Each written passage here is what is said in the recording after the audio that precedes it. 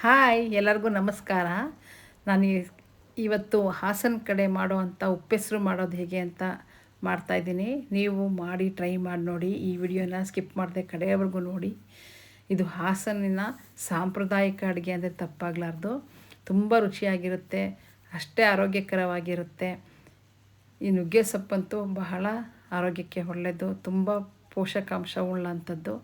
ಇದಕ್ಕೆ ಬೇಕಾದಂಥ ಇಂಗ್ರೀಡಿಯೆಂಟ್ಸು ಅಂದರೆ ಬೇಕಾದಂಥ ಸಾಮಗ್ರಿಗಳನ್ನ ರೆಡಿ ಮಾಡಿ ಇಟ್ಕೊಂಡ್ಬಿಟ್ರೆ ಅರ್ಧ ಗಂಟೆ ಒಳಗೆ ಮಾಡ್ಬೋದು. ಇದಕ್ಕೆ ಏನು ಸಾಮಗ್ರಿ ಬೇಕು ಅದನ್ನು ಮತ್ತೊಮ್ಮೆ ತೋರಿಸ್ತಾ ಇದ್ದೀನಿ ನೋಡಿ. ಈರುಳ್ಳಿ, ಬೆಳ್ಳುಳ್ಳಿ, ಒಂದು ಟೊಮೊಟೊ, ಹಸಿಮೆಣಸು, ಕೊತ್ತಂಬರಿ ಸೊಪ್ಪು, ಒಂದು ಬೌಲಷ್ಟು ಕೊಬ್ಬರಿ ತುರಿ, ಒಂದು ಗೋಲಿ ಗಾತ್ರದಷ್ಟು ಹುಣಸೆಹಣ್ಣು, ಒಂದು ಸ್ಪೂನ್ ಜೀರಿಗೆ, ಅರ್ಧ ಸ್ಪೂನ್ ಕಾಳುಮೆಣಸು, ಫ್ರೆಶ್ ಆಗಿರೋ ನುಗ್ಗೆ ಸೊಪ್ಪು ಮತ್ತು ಹೆಸರು ಕಾಳು ಒಂದು ಬೌಲು.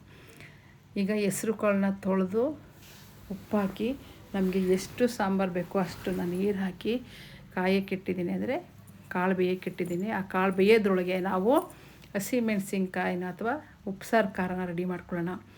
ಒಂದು 10 ಹಸಿಮೆಣ್ಸಿನ್ಕಾಯಿ ಹಾಕ್ತಾಯಿದ್ದೀನಿ. ನಿಮಗೆ ಖಾರ ಕಡಿಮೆ ಬೇಕು ಅಂತಂದರೆ 1-2 ಹಸಿಮೆಣ್ಸಿನ್ಕಾಯಿ ಕಡಿಮೆ ಹಾಕ್ಕೊಳ್ಳಿ. ನಾನು ಸ್ವಲ್ಪ ಖಾರ ಜಾಸ್ತಿ ತೊಗೊಳೋದು, ಅದಕ್ಕೆ 10 ಮೆಣಸಿನ್ಕಾಯಿ ಹಾಕ್ತಾಯಿದ್ದೀನಿ.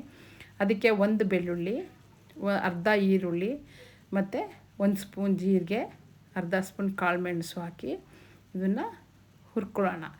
ಇದನ್ನು ಹುರಿಯೋದು ಅಂತಂದರೆ ಕೆಂಪಾಗಿ ಹುರಿಯೋ ಅವಶ್ಯಕತೆ ಇಲ್ಲ, ಸ್ವಲ್ಪ ಬಾಡಿಸ್ಕೊಂಡ್ರೆ ಸಾಕು.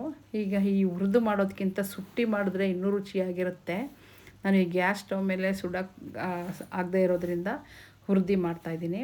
ಅದಕ್ಕೆ ಒಂದು ಸ್ವಲ್ಪ ಕೊತ್ತಂಬರಿ ಸೊಪ್ಪು, ಒಂದು ಅರ್ಧ ಬೌಲಷ್ಟು ಕೊಬ್ಬರಿ ತುರಿ, ತೆಂಗಿನ ತುರಿ, ಹುಣಸೆಹಣ್ಣು ಮತ್ತು ಒಂದು ಟೊಮೊಟೊ. ಈ ಟೊಮೊಟೊ ಇದ್ದರೆ ಹಾಕ್ಕೊಳ್ಬೋದು, ಇಲ್ಲ ಅಂತಂದರೆ ಸ್ಕಿಪ್ ಮಾಡ್ಬೋದು, ಯಾಕಂದರೆ ಹುಳಿ ಹಾಕಿರ್ತೀವಲ್ಲ ಹಾಗಾಗಿ. ಈಗ ಆ ಖಾರನ ಆ ಕಡೆ ಸ್ವಲ್ಪ ತಣಿಯಕ್ಕಿಡೋಣ. ನೋಡಿ, ಹೆಸ್ರು ಕಾಳು ಉಪ್ಪು ಹಾಕಿ ಕಾಳು ಬೇಯಕ್ಕಿಟ್ಟಿದ್ನಲ್ಲ, ಎಷ್ಟು ಚೆನ್ನಾಗಿ ಕಟ್ಟಿಬಿಟ್ಕೊಂಡು ಕಾಳು ಬೆಂದಿದೆ. ಇದಕ್ಕೆ ಒಂದು ಸೌಟಷ್ಟು ಕಾಳನ್ನ ನಾವು ಉಪ್ಸಾರು ಖಾರಕ್ಕೆ ರೂಪಕ್ಕೆ ಹಾಕ್ಕೊಳ್ಳೋಣ.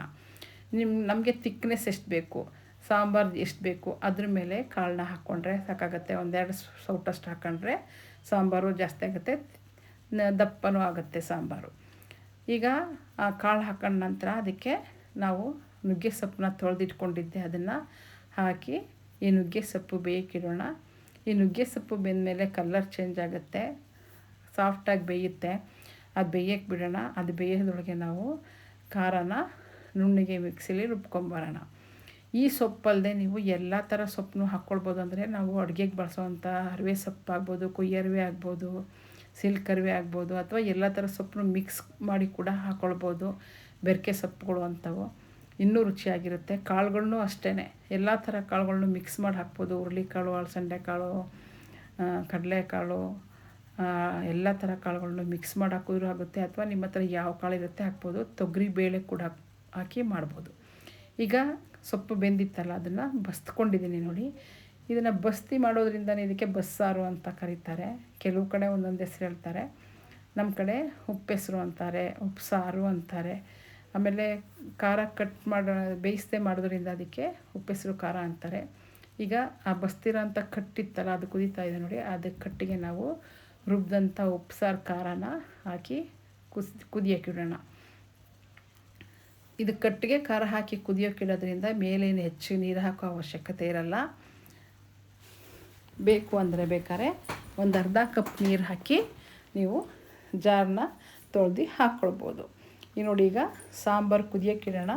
ಆ ಕುದಿಯೋದ್ರೊಳಗೆ ನಾವು ಈ ಕಡೆ ಸೊಪ್ಪು ಕಾಳು ಪಲ್ಯಕ್ಕೆ ಒಗ್ಗರಣೆ ಹಾಕೊಳ್ಳೋಣ. ನೋಡಿ, ಅರ್ಧ ಬೆಳ್ಳುಳ್ಳಿ ಜಜ್ಜಿ ಹಾಕಿದ್ದೀನಿ ಎಣ್ಣೆ ಹಾಕಿ.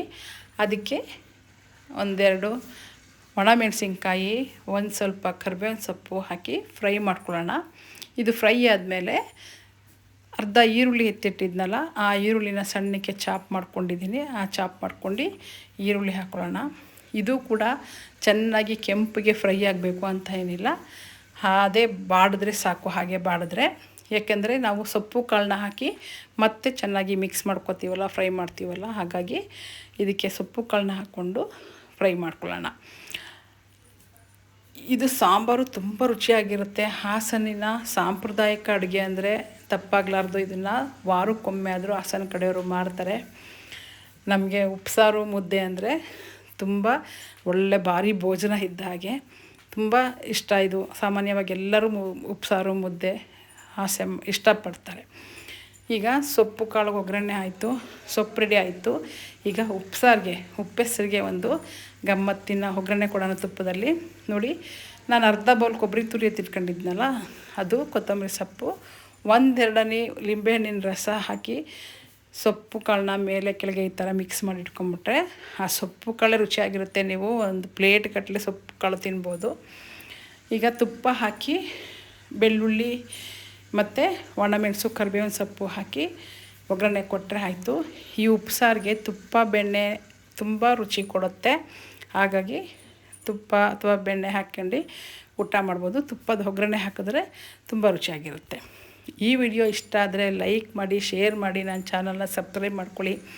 ನೀವು ಈ ಸಾಂಬಾರನ್ನ ಅಥವಾ ಈ ಉಪ್ಪೆಸರನ್ನ ಮಾಡಿ ನಮಗೆ ಕಾಮೆಂಟ್ ಮಾಡಿ. ನೋಡಿ, ಬಿಸಿ ಬಿಸಿ ಮುದ್ದೆ ಆಯಿತು, ಜೊತೆಗೆ ಸೈಡ್ಗೆ ನುಗ್ಗೆ ಸೊಪ್ಪು ಕಾಳು ಹಾಕ್ಕೊಂಡು ಸಾಂಬಾರು ಹಾಕ್ಕೊಂಡು ಮುದ್ದೆನ ಬಾವಿ ಮಾಡಿಕೊಂಡು ಅದಕ್ಕೆ ತುಪ್ಪ ಹಾಕ್ಕೊಂಡು ಊಟ ಮಾಡ್ತಾಯಿದ್ರೆ ಒಂದು ಮುದ್ದೆ ಅಲ್ಲ 2 ಮುದ್ದೆ ಊಟ ಮಾಡ್ತೀರಾ, ಅಷ್ಟು ರುಚಿಯಾಗಿರುತ್ತೆ. ನೀವು ಒಮ್ಮೆ ಟ್ರೈ ಮಾಡಿ ನೋಡಿ. ನನ್ನ ಚಾನಲ್ನ ಸಬ್ಸ್ಕ್ರೈಬ್ ಮಾಡ್ಕೊಳ್ಳಿ.